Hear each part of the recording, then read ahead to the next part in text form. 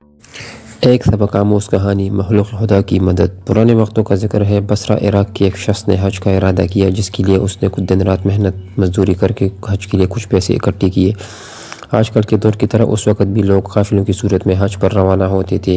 قافلے کے افراد کو جمع کرنے کے لیے ایک انتظارگاہ بنائی گئی تھی، جو اس کے گھر سے کچھ ہی دور تھی۔ روانگی کے روز یہ شخص اپنے گھر والوں سے الوداع کر کے نکلنے لگا تو فرط جذبات میں سب کے آنسو نکل آئے، اور سب نے اسے اپنی دعاؤں اور نیک خواہشات کے سائے میں رخصت کیا۔ اس شخص کے گھر اور قافلے کے انتظارگاہ کے درمیان ایک جنگل پڑتا تھا۔ یہ شخص تیز تیز قدم اٹھاتا جا رہا تھا کہ جنگل سے پہلے ایک گھر سے اچانک کسی خاتون اور بچوں کے رونے کی آواز نے اسے چونکا دیا۔ ان آوازوں میں اتنا درد تھا کہ اس سے رہا نہیں گیا۔ وہ گھر کے قریب پہنچ کر کان لگا کر کھڑا ہو گیا تو اس نے سنا کہ وہ خاتون رو بھی رہی تھی، اور ساتھ ہی ساتھ اپنے بچوں سے کہہ رہی تھی، بیٹا آج میرے پاس تمہیں کھلانے کے لیے کچھ بھی نہیں، جو کچھ تھا وہ کل رات کو ختم ہی ہو گیا تھا۔ اور بچے بھوک اور پیاس کی شدت سے مسلسل بلک بلک کر رو رہے تھے۔ ایک طرف قافلے والے اس کا انتظار کر رہے تھے، اور دوسری طرف ایک بھوکا خاندان کسی غیبی مدد کا منتظر تھا۔ یہ شخص شش و پنج میں مبتلا ہو گیا۔ آخر آسمان کی طرف نگاہ کر کے ہاتھ بلند کرتے ہوئے کہنے لگا، یا اللہ، آج میں عجیب دوراہے پر کھڑا ہوں۔ ایک طرف تیری عظیم عبادت ہے اور دوسری طرف یہ بے بس خاندان۔ نہ میں تیری عبادت چھوڑنا چاہتا ہوں اور نہ ان لوگوں کو اس حال میں چھوڑ سکتا ہوں، تو ہی رہنمائی کر، میں کیا کروں؟ اور اگلے ہی لمحے اس شخص نے اس گھر کا دروازہ کھٹکھٹایا۔ خاتون نے دروازہ کھولا تو یہ شخص بولا، بی بی، میں نہیں جانتا کہ تم لوگ کون ہو، میں بس یہاں سے گزر رہا تھا کہ تمہارے رونے کی آواز نے مجھے رکنے پر مجبور کر دیا۔ میں نے تمہاری ساری باتیں سن لی ہے، یہ لو میرے پاس کچھ پیسے اور کھانے کی چیزیں ہیں، ان سے اپنے اور اپنے بچوں کے لیے کچھ کھانے پینے کا بندوبست کر لو۔ وہ خاتون اپنے جذبات پر قابو نہ رکھ سکی اور روتے ہوئے بولی، اے اجنبی، پچھلے دنوں میرے شوہر کا انتقال ہو گیا تھا، تبھی سے ہم پر مصیبتوں کے پہاڑ ٹوٹ پڑے ہیں۔ آپ کی بہت بہت مہربانی جو آپ نے ہم غریبوں پر اتنا رحم کیا۔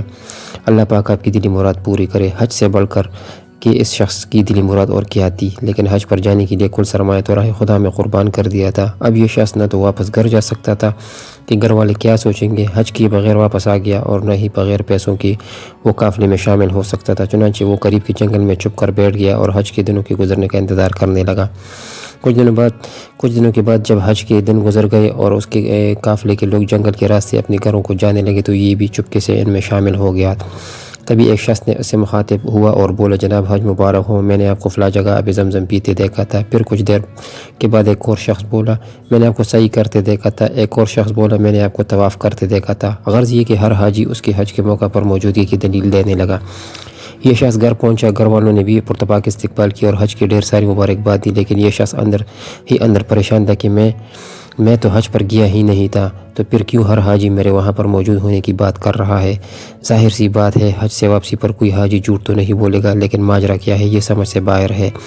انہی سوچوں میں گھومتے گھومتے اسے نیند نہ گئی اور وہ سو گیا۔ خواب میں اسے بشارت ملی کہ اے نیک دل انسان، تم نے حج جیسی عظیم عبادت کو چھوڑ کر مخلوق خدا کی مدد کی، اس کے بدلے میں اللہ تعالیٰ نے بالکل تمہاری شکل کے ایک فرشتے کو خلق کیا اور اسے تمہاری نیابت میں حج پر بھیجا، اور یہی نہیں بلکہ اس فرشتے کے حج کا سارا ثواب بھی تجھے ہی ملے گا، اور اسی لیے ہر حاجی تمہاری وہاں پر موجودگی کی دلیل دے رہا تھا۔ محترم سامعین کرام، اس کہانی سے ہمیں یہ سبق ملتا ہے کہ اس دنیا میں انسانیت اور حقوق و لباس سے بڑھ کر کوئی چیز نہیں۔